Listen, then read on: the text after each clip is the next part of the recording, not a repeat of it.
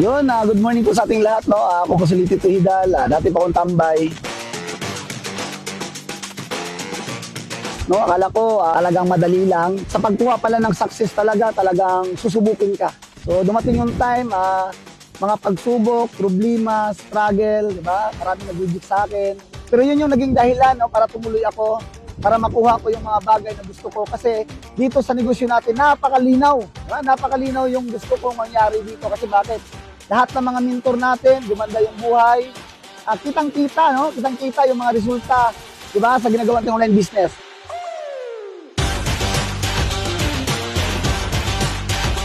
Ito po yung pang-apat ko na sasakyan. So Chrysler, nakalimang property na po ako dito. So hindi ko po yung sinasabi para ayawan po sa inyo.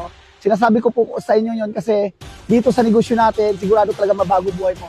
Basta wag na wag kang tumigil. Kahit anong mangyaring problema, di ba? Pagsubok, puyat, pagod, ingredients yan. Para darating ang time, pag makuha mo yung successful mo, maraming ma-inspire sa'yo. So maraming salamat. Lalo sa mga mentor ko, sa mga trainer natin, di ba? Walang sawang nagsusuporta, di ba? At nagmo-motivate, nagtuturo sa mga tao kung saan, paano makuha yung pangarap nila. So maraming salamat sa BOD, di ba? Boss Elvin Chua, Boss Eliber Chua, Boss William Barbo.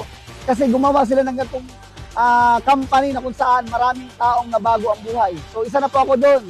Kaya buti na lang, may uno. Salamat, uno.